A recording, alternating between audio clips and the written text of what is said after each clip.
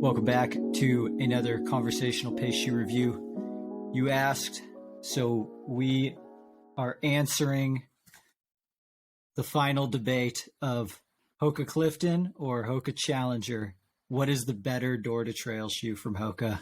So this is going to be kind of a unique shoe because we've got a road shoe, the Hoka Clifton 9, but while we will definitely be reviewing it in our kind of normal review format, we'll be doing a lot of comparisons to the Hoka Challenger 7 and, which one we like more, essentially. A little disclaimer before we start. These shoes were provided to us by Hoka and Running Warehouse, but we're under no financial obligation to say whether or not we like this product because we want to keep these reviews authentic and beneficial for you. Nobody will get to preview or watch this footage before it gets published to YouTube.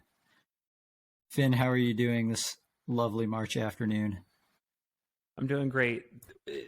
There's no signs here in Salt Lake City that we're anywhere close to dry trails. But I will also say, I think anything can be a trail shoe, including the Hoka Clifton 9. So this is going to be a pretty interesting review, in my opinion. Yeah, absolutely. Anything's a trail shoe if you just close your eyes and think hard enough. Few quick shoe stats. This Hoka Clifton 9 comes in at $145. My size 10 came in at 9.5 ounces, which was about identical to my Challenger. Hoka's website lists their Clifton at 0.2 ounces, lighter than the Challenger. So yeah, close enough. Pretty light. Stack heights, 32 millimeters in the heel, 27 millimeters in the forefoot. And that was for the men's version. I also learned that the ladies version is 3 millimeters less stack all the way throughout. So it's 24 in the forefoot, 29 in the heel. And that actually got me wondering if there was other shoes like that where the men's and women's models actually differ from stack heights, because I know it had been done a little bit in the past, but not to other Hokas to my knowledge, but maybe I've just been unaware. In terms of the stack height, though, this new Clifton 9 actually gained 3 millimeters more foam underneath the forefoot and the heel than the last year's version, the Clifton 8. Still a 5 millimeter drop. The upper is a one-piece kind of engineered knit, pretty simple upper, actually. It's really like one piece, very minimal stretch, pretty thin. The tongue is kind of got that sort of medium thickness again. It's interestingly only gusseted down on one side, so it's on the medial side of the arch, like your inside, is where that tongue gusset is, which, we'll dive into the possible design ideas for that in a bit. Very swoopy Achilles, just like the Challenger. Actual plastic heel cup, pretty moderate padding right around the ankle as well. The midsole is one piece of compression molded EVA midsole, so technically the same material as the Challenger, but this one has been tuned so that way it is quite a bit softer than the Challenger, also softer than last year's Clifton. That was definitely one of the big kind of marketing differences between this Clifton and last year's Clifton, is that this one just simply got softer. The outsole is technically it's two pieces of rubber because the forefoot's all connected, the heel's all connected, but what they really are essentially is a whole bunch of strategically placed little rubber pods, because there's still, at the end of the day, a ton of exposed midsole foam. Finn, what kind of mileage did you get in this bad boy? 98 miles on the well choreographed roads of Salt Lake City. How about you? Did you get to touch any dirt at all in these Cliftons? I didn't, but we're recording this in March 2023. It's been a record winter here in the Wasatch Mountains. Even in the foothills at 6,000 feet, they've largely been snow covered, and I did not, unfortunately, touch trail in these. Did you try and run on snow in these? I did actually run a lot of snow covered roads. So okay. Even the sidewalks this time of year in Salt Lake were covered in snow. So did have that opportunity. Multi-surface for sure. All right, for sure. I got in 105 miles in these Cliftons, and probably 75 to 80 of those miles were on dirt. Most definitely a bit of mud, some snow, and some ice, but a lot of actual just like dirt, single track and dirt roads. I did get in 20 miles on the Black Canyon 100K course over out of Phoenix when we were all down there in February, because I did want to see how a shoe like this would handle what some people say is a technical course and what some people say is not a technical course. So that was, I definitely treated this very much like I treat all my trail shoes. What did you think of the fit? And I guess primarily in comparison to the Challenger. Great fit, slightly roomier toe box, in my opinion. You had mentioned in the specifications part of this episode how the tongue is only gusseted on one side. I suspect it's for relative ease of entry into the shoe, which makes sense. If you're trying to do make a daily trainer shoe a part of your repertoire, you want something that just kind of easily slips on, you get out the door with. Significant departure from the Hoka Rocket X2, which you and I reviewed a couple weeks ago, which by contrast is a much more difficult shoe to get into. It's gusseted on both sides. It's just, more lock in. So I suspect that's the case for this particular tongue. But I think in terms of like a daily trainer, it's an incredibly roomy, comfortable fit. So now that I'm thinking a little bit more about this tongue, any like non-gusseted tongues that tend to slip always tend to slip to the outside of the shoe. Kind of makes sense in that if they didn't want to go for the full gusseted tongue, still allow, better ease of entry to put the shoe on, but not have the tongue move around. You just throw that little elastic strap right on the medial side, and then it keeps it from sliding over. And I feel like it did its job pretty well. Now it has me second guessing the whole gusseted tongue thing in general. It's like Hoka just did one less piece of material around my midfoot, and I don't know. I didn't notice any negatives. Let's see. In terms of size wise, I agree with you that this toe box is definitely roomier than the Challenger. Not only is it a more pliable and flexible material around the upper, but it definitely is just a slightly rounder toe box, perhaps even a little bit higher volume as well. I don't think that comes to make any sacrifices regarding the lockdown around the arch and in the heel. I didn't feel like the Clifton gained any additional width in those areas.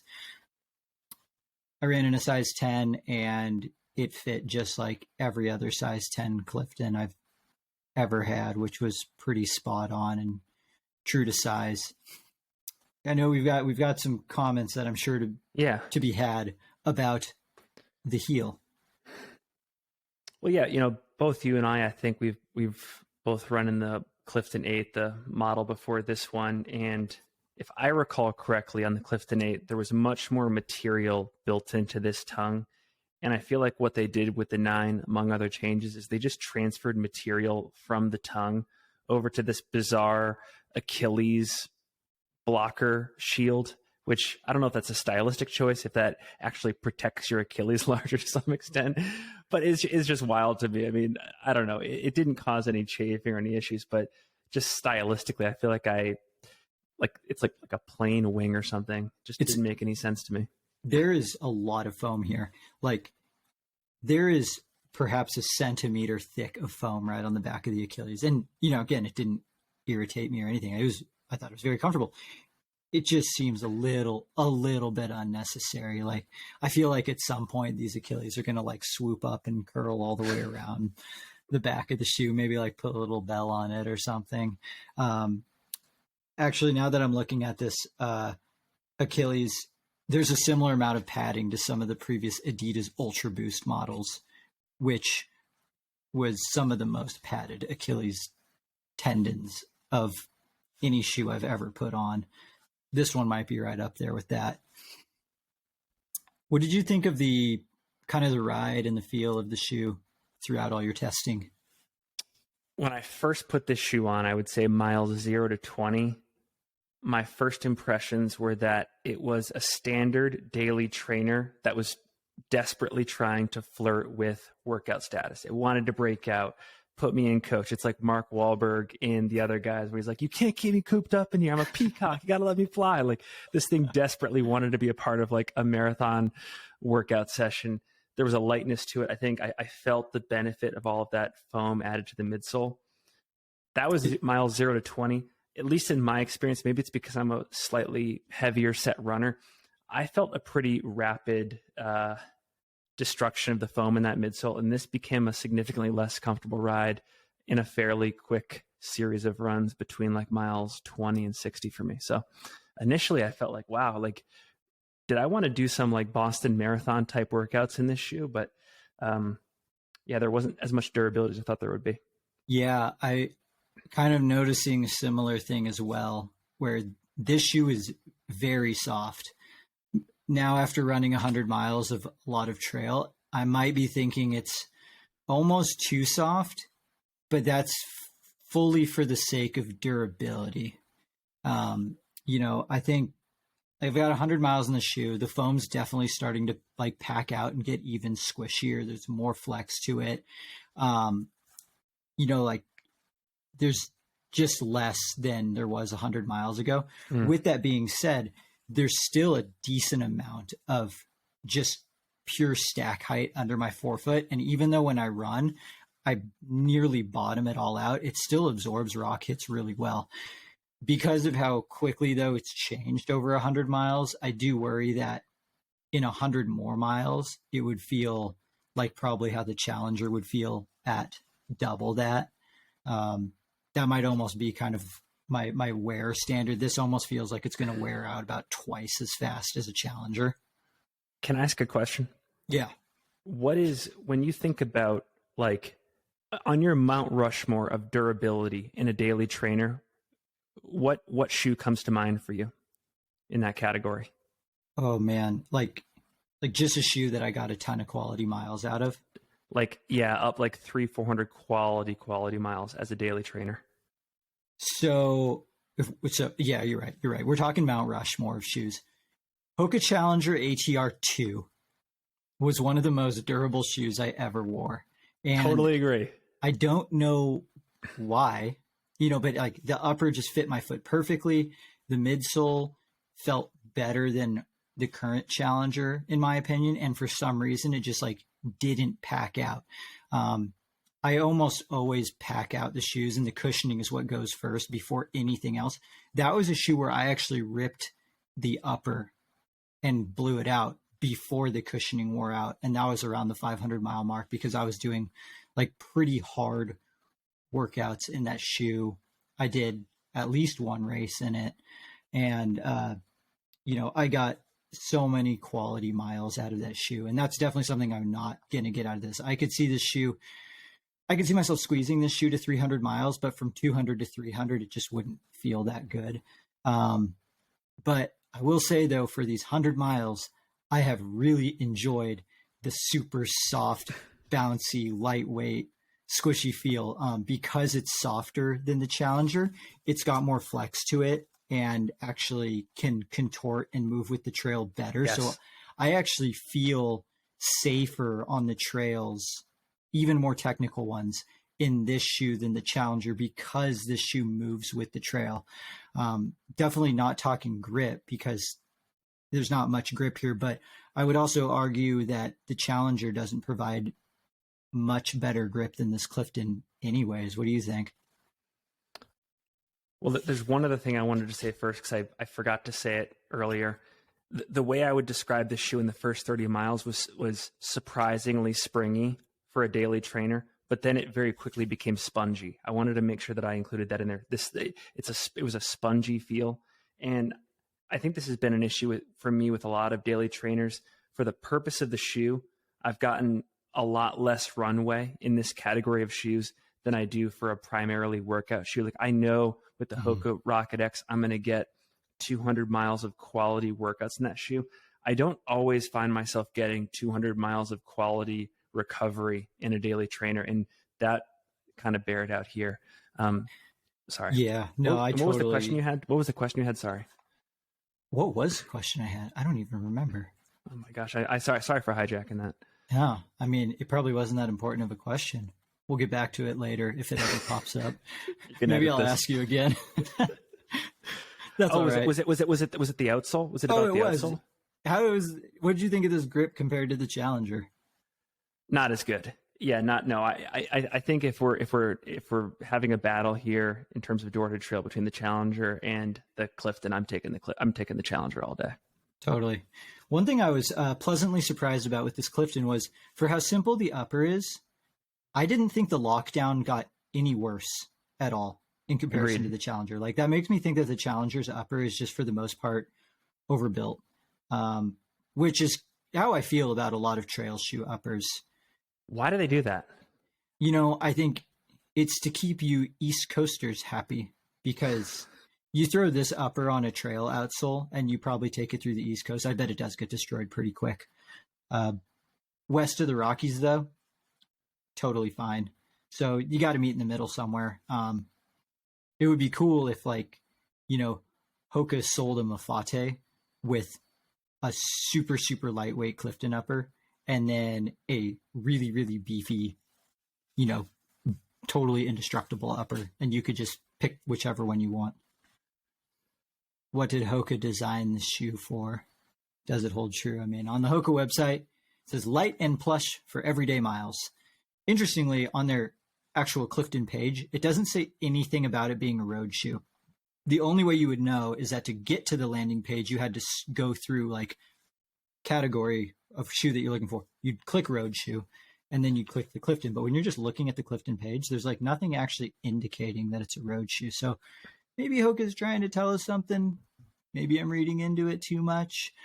But I do think that this can very easily be a do everything shoe, especially when looking at it from a road standpoint. On the trails, I do think that because of how soft it is, durability takes a big hit. On the roads, though, when you're not getting those individual rock hits underneath, I think the mushiness of this cushion will last a lot longer, because I've taken it on some, 10 plus mile road runs, after the 75 mile mark. And the quality of the cushion to me feels a lot better than when I took it out on a trail run just the other day. So I think there might be something to, this exposed outsole, not too much protection there, and it actually being a little bit more purpose built for the roads. What do you think? Couple things. I know that we were supposed to compare this to the Challenger as a door to trail, but in my current position, I'm asking Hoka to do two things. I'm asking Hoka to do one thing. I'm asking them to resurrect the Clayton series, or I'm just going to revert back to the mock and take that door to trail, because I like even less material in the upper, and that shoe does that for me. Or I'm going to go to Sierra Trading Post and I'm going to buy a $110 Hoka Clifton 8, because I don't think that there's that much of a significant difference in between these two shoes.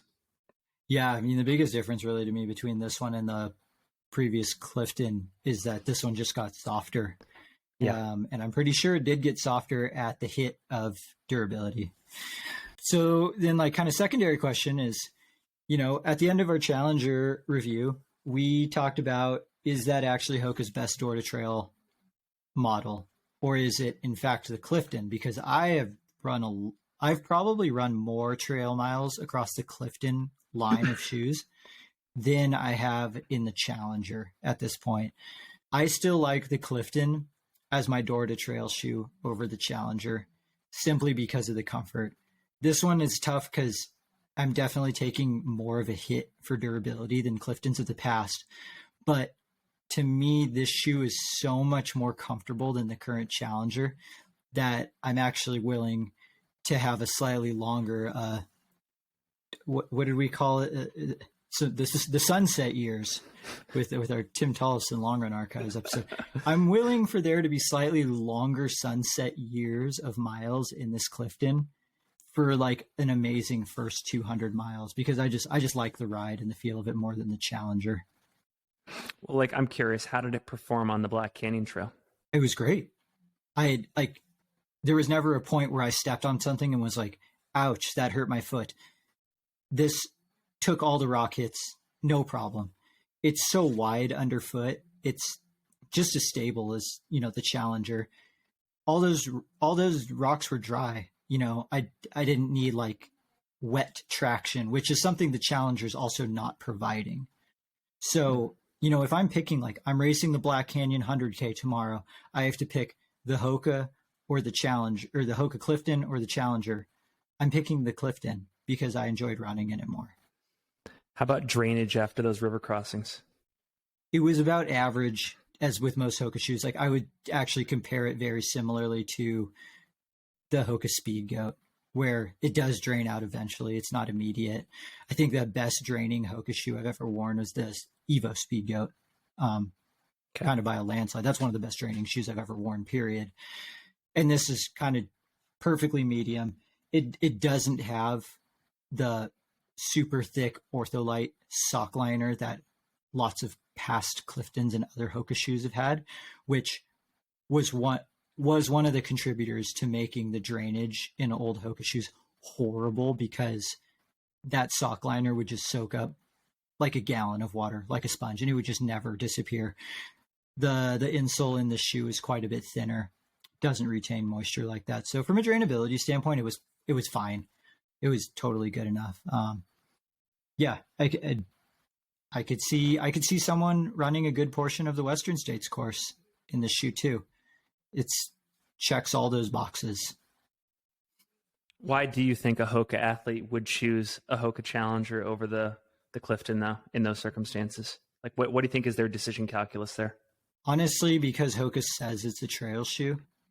So then there's just well, I'm on trails. I want a trail shoe that runs smooth like it's a road shoe. It must be the Challenger. I think a lot of their athletes are just, maybe not going to experiment with it and see.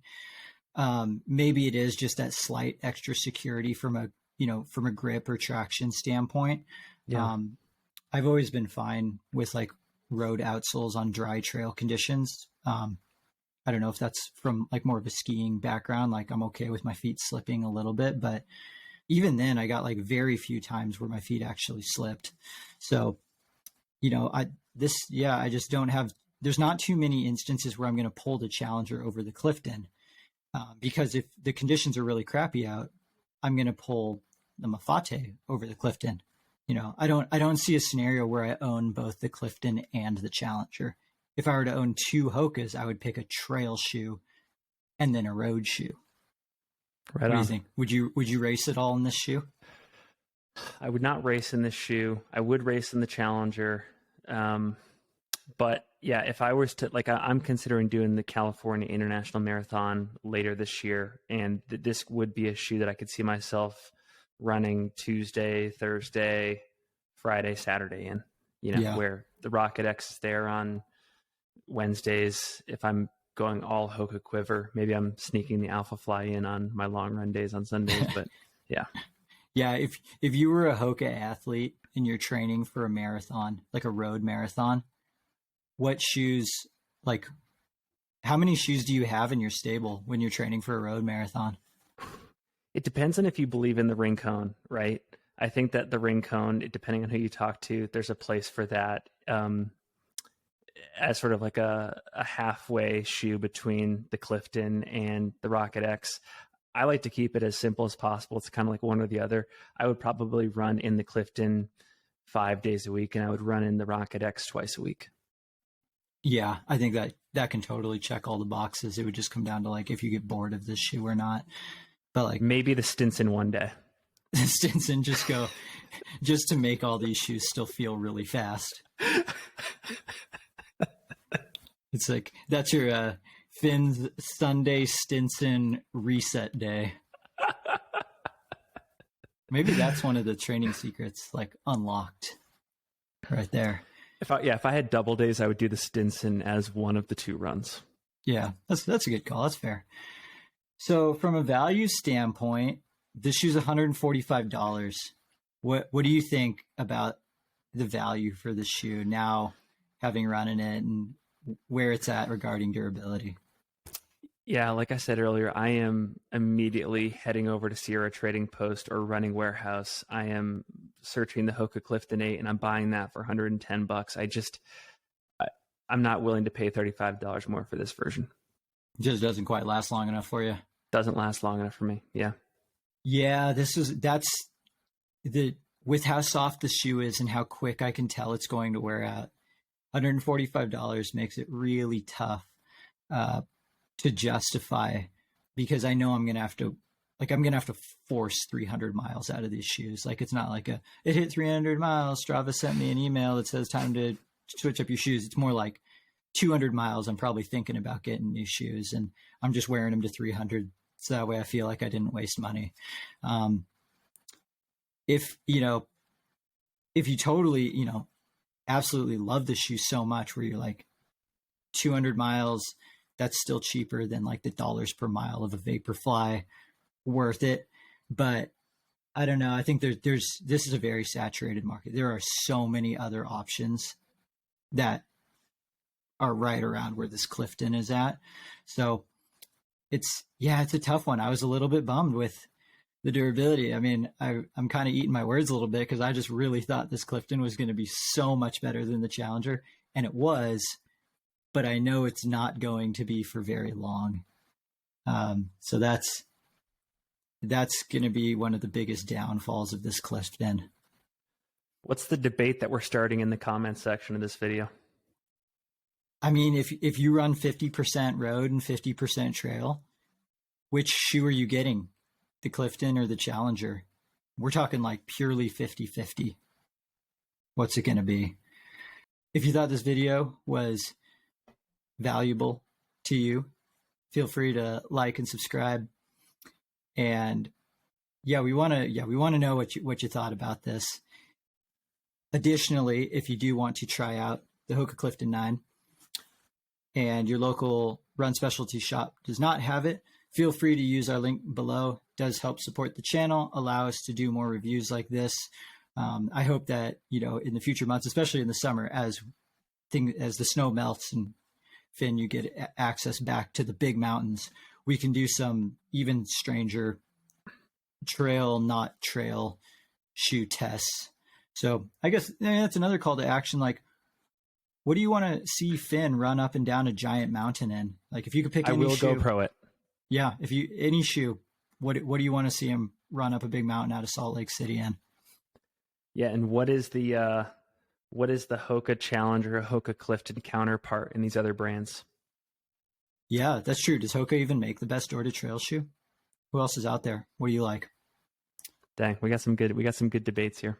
Absolutely. Well, thanks for making it this far, and we will see you in the next review.